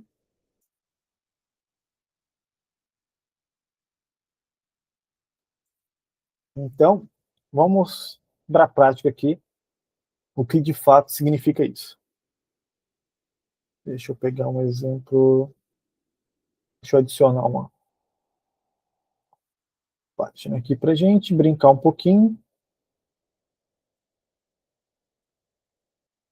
Beleza. Vamos calcular o limite dessa função aqui. É um exemplo clássico do cálculo 2, tá bom? Certo? E tentar verificar se esse limite aqui existe ou não. Então, o primeiro que a gente tem que observar é que, de fato, aqui eu tenho uma indeterminação, pensando lá no cálculo, porque se eu substituo esse ponto aqui nessa função, eu vou ter 0 ao quadrado menos 0 ao quadrado sobre 0 ao quadrado mais 0 ao quadrado, que dá 0 sobre 0, e isso é uma determinação. Então, eu realmente não tenho aqui, não teria alternativa de verificar continuidade e substituir ali a os meus valores na função, beleza? Então, a gente vai tentar aqui ver qual que é o que eu posso fazer. Vamos testar algumas curvas, né, e ver se com essas curvas eu consigo suspeitar se o limite existe ou não. Então vamos fazer a primeira curva aqui, chamada de C1, onde eu vou parametrizar o x como sendo uma nova variável t e o y como sendo zero, certo? Isso daqui eu tenho que observar se isso aqui, se o 0, 0 pertence à minha curva, ou seja, se a minha curva passa por esse ponto, certo? Então, o y sendo zero já está satisfazendo, agora eu tenho que perguntar se o t tende a zero, o x também tende a zero? Sim, por quê? Porque eles são dados pela uma igualdade, certo? Eu defini eles como iguais, então se o x, se o t vai para zero, o x também vai para zero, ou seja, o 0, 0 pertence a essa curva aqui. Então, beleza, feito isso, agora eu vou calcular o limite aqui de xy tendendo a 0, 0, só que com xy restritos a essa curva. Então, eu vou colocar o Czinho aqui embaixo para dizer que o limite está restrito a essa curva. Então, isso daqui, esse limite aqui, vai poder ser escrito como limite de t ao quadrado, porque x eu defini como t, o y é zero em cima dessa curva, aqui t quadrado mais zero ao quadrado, e agora, como o y está constante, eu posso fazer desse tipo aqui, ou escrever assim, ou simplesmente, nesse caso aqui, também aceita a gente escrever como o y está fixado, né? Poderia só escrever como t tendendo a zero. Ok? Qualquer uma dessas duas escritas estaria correto. Estaria errado se eu escrevesse, por exemplo, algo desse tipo aqui. Estaria errado, certo?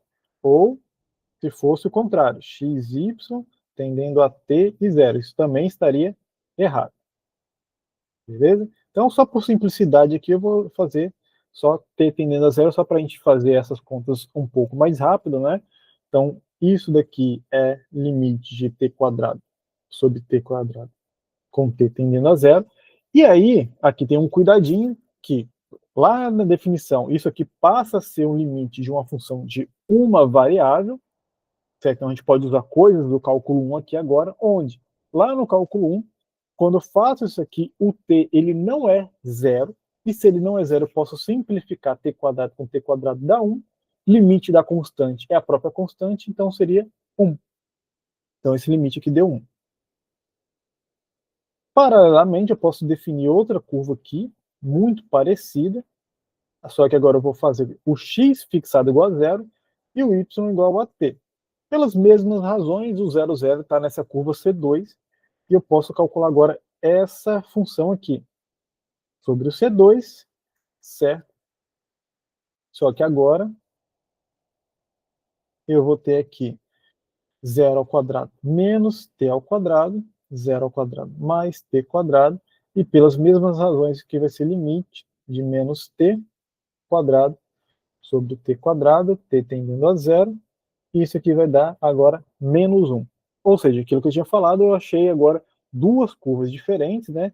C1 é diferente de C2, e os limites, né, L1 deu, né, diferente do L2. Ou seja, por aquele resultado que eu passei para vocês, o limite aqui, eu posso afirmar que ele não existe, certo? Porque eu encontrei duas curvas diferentes, que o limite em cima delas, da minha função f ali, deu diferente. Então, só preciso achar essas duas curvas. Beleza? Tudo bem até aí?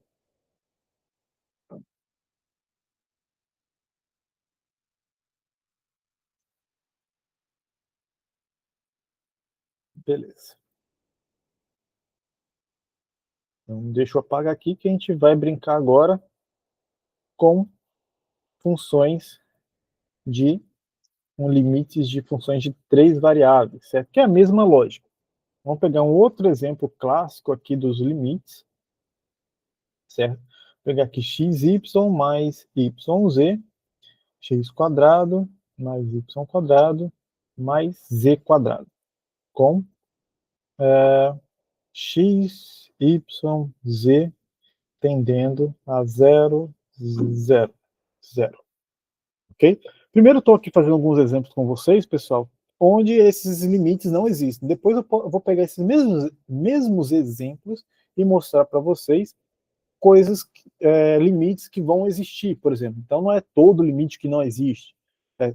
E para uma função que ali o limite não existe, para outros pontos podem existir o limite.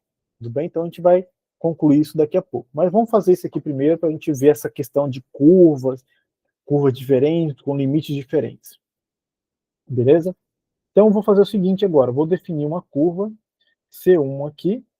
Agora, eu tenho três variáveis, né? Então eu tenho que falar o que eu vou fazer com x, y e z, de forma que o que eu vou fazer com x, y, z, ela continue passando pela origem quando x, o y e o z forem para zero. Então, por exemplo, eu posso fazer o x igual a t, o y igual a zero e o z igual a t também. Certo? Como o x vai para zero, o t vai para zero. Como o z vai para zero, o t também vai para zero, por causa que eu defini assim. Beleza? Então, 0, 0, 0 pertence a essa curva C1. Ok? Então, agora, esse limite aqui, né, x, deixa eu ver se eu consigo copiar isso aqui.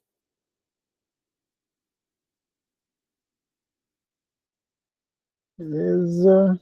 Aqui, sobre a curva C1, isso aqui vai ser limite de t vezes 0 mais 0 vezes t sobre t quadrado mais 0 quadrado mais t ao quadrado. Naquela mesma história que eu falei com vocês, eu vou simplificar aqui com t tendendo a zero. Ok? Então, isso daqui vai dar limite de 0 sobre 2t ao quadrado. E, de novo, ali, como o t está indo para zero, mas ele não é zero, e o numerador deu zero, esse valor aqui deu zero desse limite. Então, para essa curva C1, deu tudo zero ali. Então, agora eu vou fazer a mesma coisa para uma outra curva, certo? Eu vou chamar agora uma outra curva C2 aqui, x, y e z, certo? Vou parametrizar ela de uma outra forma que ela passe pelo 0, 0, 0. Certo? Vou fazer agora aqui, por exemplo, todos iguais a t. Tudo bem? Como o x vai para zero, então t vai para zero em todos os casos ali. Então, nosso limite aqui sobre agora C2, ele vai se resumir ao limite. De novo, eu vou simplificar aqui para a gente ganhar tempo, né? T igual, tendendo a zero. T vezes T mais... Opa! T vezes T sobre T quadrado mais T quadrado mais T quadrado. Tudo bem? Aqui, T vezes T é T quadrado, T vezes T também deu T quadrado, então posso fazer aqui limite de T tendendo a zero, T quadrado, isso aqui vai dar T quadrado, isso aqui também, então eu vou ter aqui 2T quadrado dividido por T quadrado, mais T quadrado, mais T quadrado, 3T quadrado, então eu posso simplificar esse T com T, isso aqui vai dar 2 terços. Como 2 terços é diferente de zero, que é esse primeiro valor aqui que apareceu, o L1, então tem que L1 é diferente do L2, que é aqui o meu segundo valor. Então, de novo, eu tenho aqui que o limite não existe, certo? Por quê? Porque eu encontrei duas curvas diferentes, C1 e C2, que o limite L1 e L2 deram diferentes. Beleza? Então, o limite não existe pelo aquele resultado que eu passei para vocês. Então, aqui a gente tem algumas propriedades análogas às propriedades lá do cálculo 1, que é para a questão do limite. E isso aqui, essas propriedades valem para funções de duas variáveis, funções de três variáveis e funções de uma variável. Então, a regra é o seguinte: pego duas funções f e g que o limite existe quando x e y vão para o mesmo ponto, certo? Então, vale o seguinte: o limite da soma é a soma dos limites. O limite da diferença é a diferença dos limites. Se eu tenho aqui uma constante multiplicando pela minha função f, então essa constante multiplica o limite da minha função. É como se eu pudesse falar que isso aqui é k, na verdade é exatamente isso, vezes o limite de f de x, y, quando x e y tende ao ponto x0, y0. Bem? Aqui também a gente tem que o limite do produto é o produto dos limites, o limite do quociente é o quociente do limite, desde que o limite do denominador não seja zero.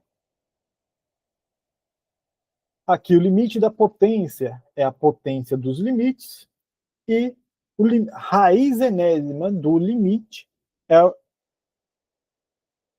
o limite da raiz enésima é a raiz enésima do limite. Então a gente tem 7 propriedadezinhas aí para a gente aplicar utilizando limites, beleza?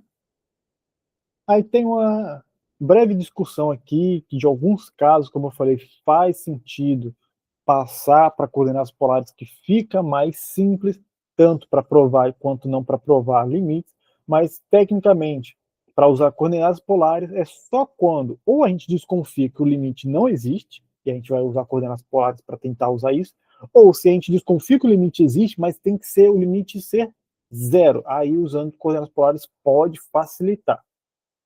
Beleza? Então, tem aqui a definição, alguns critérios práticos aí de usar coordenadas polares. O resultado aqui, para a gente poder garantir essa situação de coordenadas polares. Alguns exemplos para vocês aprenderem a usar. Funções de três variáveis, o limite aqui a gente já fez um exemplo, é muito parecido, vai ter os mesmos resultados, até o mesmo caso que eu passei aqui com vocês.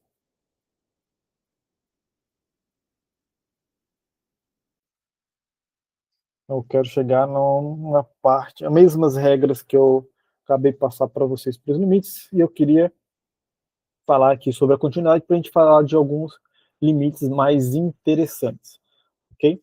Então, dizemos que uma função de 2 ou 3 variáveis ela é contínua quando o limite, e aí a primeira situação, que o limite, a gente fala, limite é questão pontual. Então, para cada ponto AB, ou para cada ponto ABC, né, a função é contínua nesse ponto, se o limite existe nesse ponto. Então, por exemplo, eu estou dizendo aqui que minha função é contínua em AB, primeiro, se o limite da minha função existe nesse ponto, quando o x e y tende a esse ponto, e além disso, é igual à imagem da minha função nesse ponto. Então, basicamente, a gente tem que seguir 3 passos para verificar a continuidade de uma função num ponto. Primeiro passo, certo? É verificar se f de AB pertence aos reais, se a função está definida nesse ponto. Segundo passo é verificar se existe, né, se o limite da minha função, quando x, y tende para o ponto AB, se isso aqui é um L1, né, se isso existe, se isso é um número real. E o terceiro passo para verificar a continuidade é se o L1, o limite, né, é igual à imagem da minha função naquele ponto. Então, para verificar a continuidade, a gente tem que seguir esses 3 passos.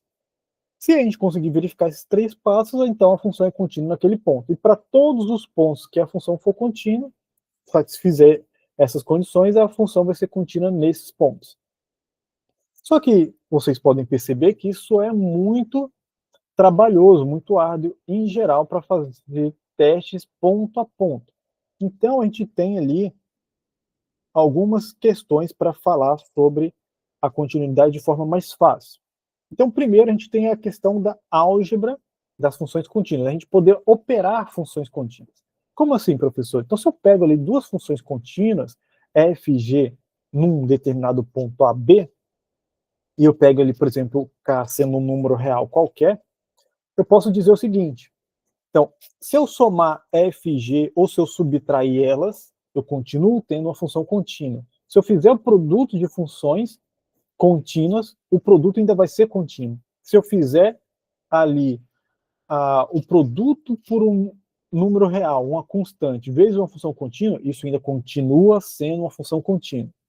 Se eu fizer o quociente dessas funções contínuas, ainda vão ser contínuas, desde que a função que está no denominador não se anule naquele ponto que eu estou avaliando a continuidade. E ali tem ainda a questão do valor absoluto, da função vai ser contínua.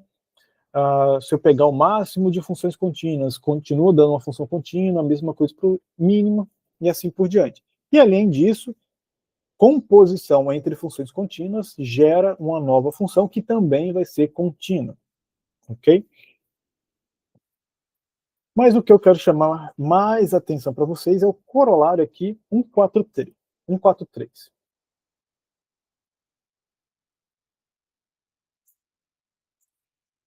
Funções elementares são contínuas, ok? Quem são as funções elementares? São aquelas funções que a gente estuda lá no cálculo 1, em fundamentos de matemática, que são polinômios, funções trigonométricas, né, seno, cosseno, dentro dos domínios que a gente conhece, certo? Função tangente, dentro do seu domínio, claro.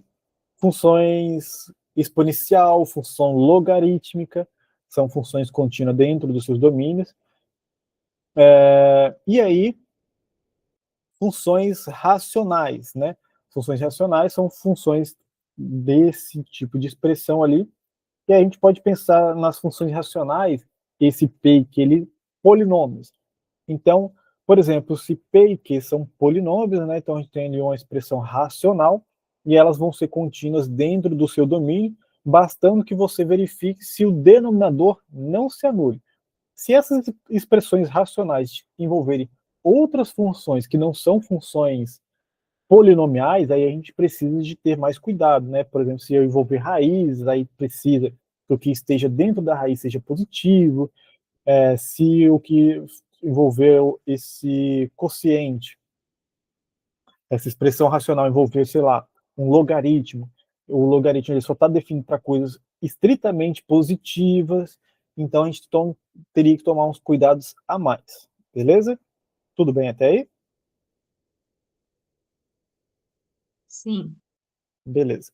Então, esse corolário aqui para a gente vai ser muito importante. Por quê? A gente já tem, somente avaliando o domínio dessas funções, então a gente calcula o domínio dessas funções que foram apresentadas nessa lista aqui. Se a gente já calcula o domínio, a gente já tem de graça que essas funções vão ser contínuas ali dentro. Então, a gente não vai precisar verificar esses 3 passos aqui, a gente só precisa calcular os domínios. Beleza? Então, por exemplo, vamos voltar lá na folha anterior. Deixa eu voltar aqui. Voltar. Ixi. Tá aqui. Então, vamos voltar nesse nosso exemplo aqui.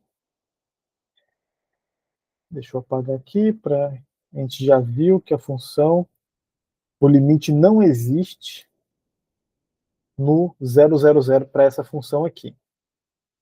Então, aqui eu já posso falar para vocês que, como o limite não existe,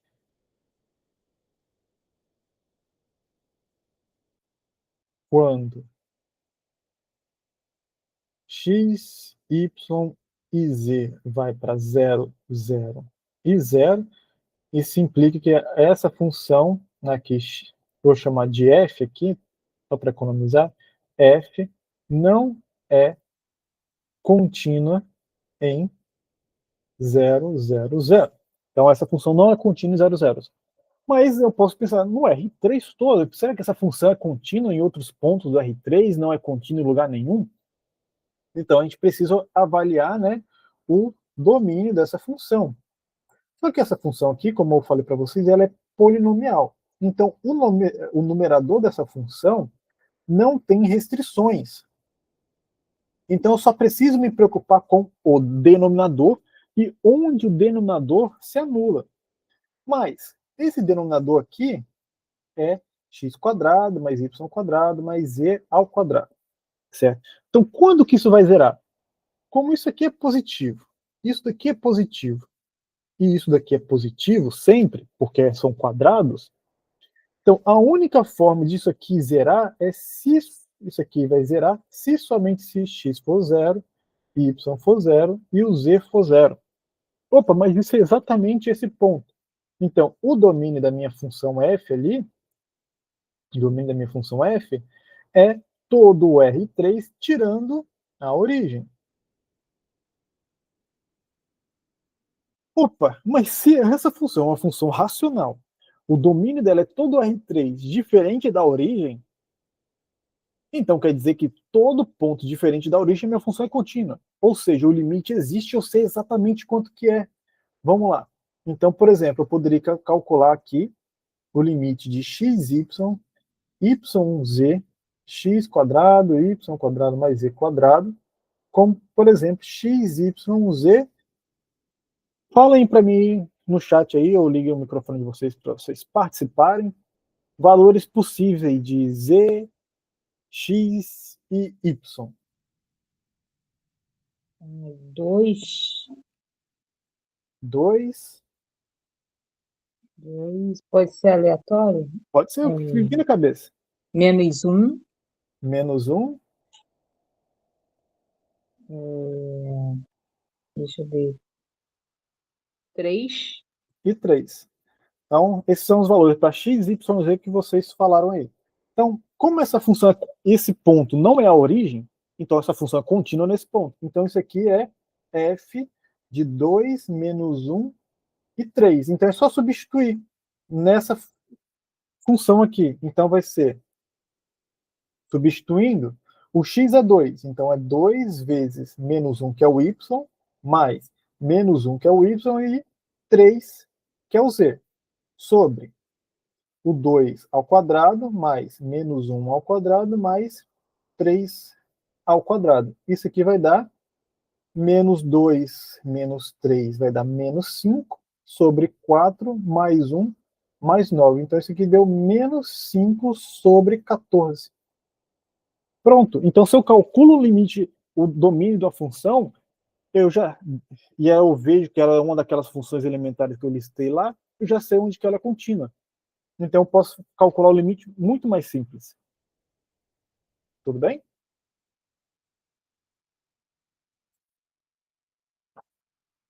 Tranquilinho? Deu para ver que é mamão com açúcar?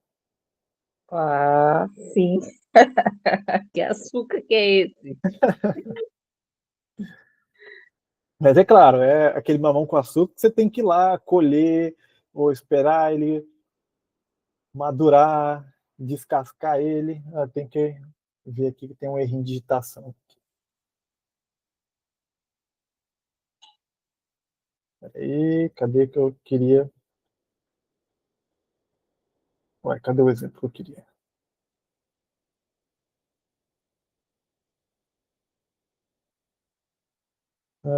Vamos ver. Beleza. Deixa eu adicionar mais uma página aqui para a gente discutir algumas coisinhas. E a gente encerra a nossa aula de hoje.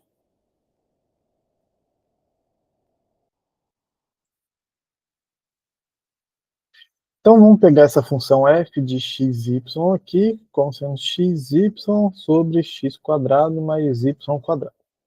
Certo? Eu vou dar uma roubada aqui, que eu já sei o resultado, né, que o nosso tempo está se esgotando, mas eu vou calcular isso aqui até para a gente utilizar uma outra técnica, utilizando coordenadas polares. Certo? Nas coordenadas polares, eu troco aqui o x por r cosseno θ, o y por r seno θ, o R aqui ele é maior ou igual que zero, e o θ ele é um número entre 0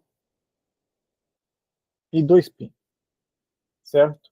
Então, o limite aqui, eu quero calcular o limite da minha função quando xy tende ao 0, 0. Essa função não está definida no 0, 0, tudo bem, porque no 0, 0 vai anular o denominador, ia dar uma indeterminação, e isso não seria um número real, mas eu quero avaliar se ela é contínua mesmo assim, certo?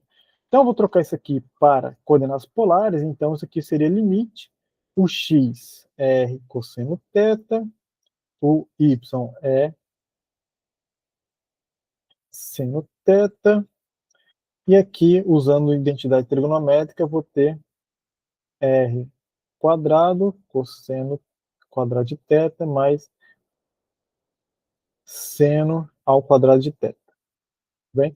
Então, isso é equivalente lá a o r tender a zero. Ok? Então, isso daqui, por identidade trigonométrica, é igual a 1. Então, vai sobrar daqui um raiz quadrado de r ao quadrado. Isso daria módulo de r. Certo? Só que o r é positivo, então o módulo de r é o próprio r. Então, eu ficaria com o limite aqui de r quadrado cosseno de θ, seno de θ sobre r.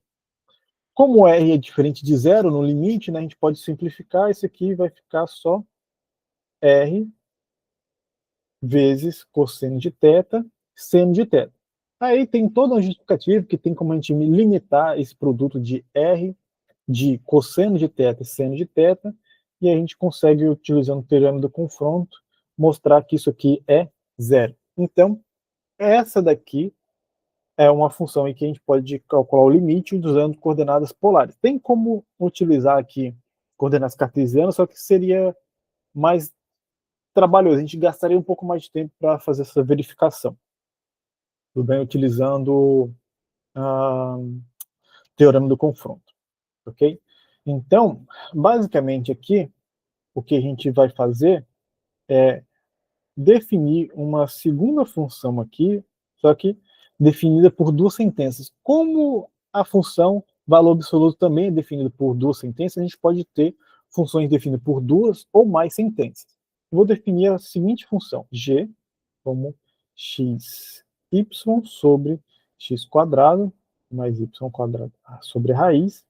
Isso aqui eu vou definir para x, y diferente de 0, 0. Então, a minha função g, para valores de x diferente da origem, ela é dada por essa relação aqui, por essa função. E vou falar que ela é, por exemplo, 2 se o x, ou para ordenar x, y, é o 0, 0. Então, o que eu queria terminar a aula de hoje discutindo com vocês é que essa função que está aqui é a mesma função que a gente está trabalhando agora há pouco. Certo? A minha função f, a gente viu que a origem não está no domínio da minha função f. Certo? Então, deixa eu até deixar isso frisado aqui com vocês. O 0, 0 não pertence ao domínio da minha função f. Tudo bem? Mas, da forma que eu defini a minha função g aqui, o 0, 0, a origem, pertence ao domínio da função g. Por que agora ele pertence? Porque quando for 0, eu defini que a minha função vale 2. Tudo bem? Então, com isso, eu fiz com que, a partir dessa função, eu construísse uma nova função g, onde agora a origem pertence ao domínio da minha função g. Ok? A minha função f, a gente acabou de ver que ela tem ali o limite existindo, ela não é contínua no 0, 0, mas o limite existe. E agora, como o ponto 0, 0 ele está no domínio da minha função g, eu posso me perguntar, bom, será que agora a função g ela é contínua no 0, 0? Eu posso falar com vocês, né, para a mesma razão do domínio dessa função aqui, a função g vai ser contínua em todo o R2, diferente da origem, mas eu estou querendo me perguntar, será que agora, com essa, entre aspas, extensão a g, eu posso pensar como ela fosse uma extensão da minha função f, porque eu adicionei um ponto ali ao domínio da minha função f para criar uma nova função g, que agora o 0, 0 faça parte do domínio, e agora eu posso me perguntar, será que agora o conjunto de continuidade da minha função g é o R2 todo, ou será que não? Para isso, né, eu teria que calcular o limite da minha função g, x, y tendendo a 0, 0, certo? Como é o limite, então o limite aqui, o x, y, ele não é 0, 0, ele não é a origem, então fora da origem, a minha função g se comporta dessa forma, então isso aqui seria o limite de xy sobre raiz de x quadrado mais y quadrado com xy tendendo a 0, 0. Certo? A gente acabou de calcular esse limite e viu que esse limite aqui deu 0. Então, a gente acabou de ver o quê? Que a segunda condição de continuidade que a gente tinha visto lá, ela é satisfeita, o limite existe. Então, o limite da minha função g, ele existe e é 0. Agora, qual que era a primeira condição? A minha função g está definindo no ponto? Sim, g de 0, 0, ele vale 2. Opa, então já vale a segunda condição de continuidade. Eu só preciso ver a terceira, que era ver se os dois valores coincidem. Mas eles não coincidem, porque g de 0, 0 é 2. Então, apesar da minha função ali, ela agora ela ter o limite existindo naquele ponto 0, 0, mas ela ainda não é contínua nesse ponto 0, 0. Por quê? Porque não coincidiu esses valores. Agora, se eu tivesse pegado essa mesma função e definido ela de uma forma diferente, como assim diferente? Eu poderia ter definido ela como 0 aqui. Então, se eu tivesse definido dessa forma, eu teria criado uma função contínua agora no 0, 0 a partir da minha função f. Porque agora eu teria a validade dessa igualdade. O limite existir, está definindo o ponto, e os valores iam ser iguais. Portanto, a minha g ia ser contínua no 0, 0. Então, nesse caso, ela ia ser contínua em todos o R2. Então, percebam aí que a gente pode trabalhar e brincar e criar a partir de funções que não são contínuas, funções que sejam contínuas ou que continuem sendo descontínuas, da forma que a gente acabou de trabalhar aqui. Beleza? E aí, só destacando para vocês aqui, pessoal, que eu separei, né, como eu tinha falado, exercícios nesse novo material, certo? Então tem bastante desses exercícios aí. Nessa primeira leva de exercícios sobre limites, você tem todos esses limites aqui para brincar, certo? Decidir se o limite dessas funções existem ou não, certo? Olha quantos exercícios tem para vocês brincarem com cálculo de limite, avaliação de função em ponto, continuidade e assim por diante. E aí, na próxima aula, nosso tempo já está acabando, a gente vai falar sobre as derivadas parciais e essas implicações de derivadas parciais. Beleza? Alguma dúvida, algum comentário? Esses exercícios ainda são aqueles do só para fixar o conteúdo, é isso, né? Ainda não são aqueles. Esses aqui são para vocês fixarem o conteúdo, aprenderem mais sobre o Uhum, limite, gerarem dúvidas para vocês, buscarem os professores tutores, próximas aulas tirarem dúvidas no final de cada aula, certo? Lá no quando estiver disponível para vocês, vão ter exercícios mais direcionados para as avaliações, certo? E dentro do uhum, aula depois vai ter as avaliações. Esses exercícios aqui são meio que aleatórios, assim, tipo, para ok, vocês pegarem e abrangerem melhor a noção de como calcular o limite. Lá dentro do AVO vai ter os testes de conhecimento, que não valem nota, e os uhum, exercícios avaliativos. Certo? tá, Tanto que os exercícios de teste de conhecimento, eles têm resposta lá. Esses aqui não têm. tá, Então, se você tiver dúvida, aí tem que perguntar ao professor, ou o tutor temático, ou o professor tutor, tá bom? tá, Beleza, tá então, ótimo. obrigado, pessoal, pela Eu participação. A que gente, agradeço, muito obrigada, excelente aula, um a excelente final participação de de vocês que foi semana. excelente. Continue participando para a gente chegar no final e todo mundo dar um joinha, passar e se livrar de cálculo 2 e ir para o cálculo 3. Tá ótimo. Muito obrigada, professor. Bom final de Igualmente, pessoal, semana. bom final de semana, bom Obrigada. restinho de feriado aí, para quem está em feriado. Tchau, tchau. Até Tchau, a tchau. próxima. Obrigada.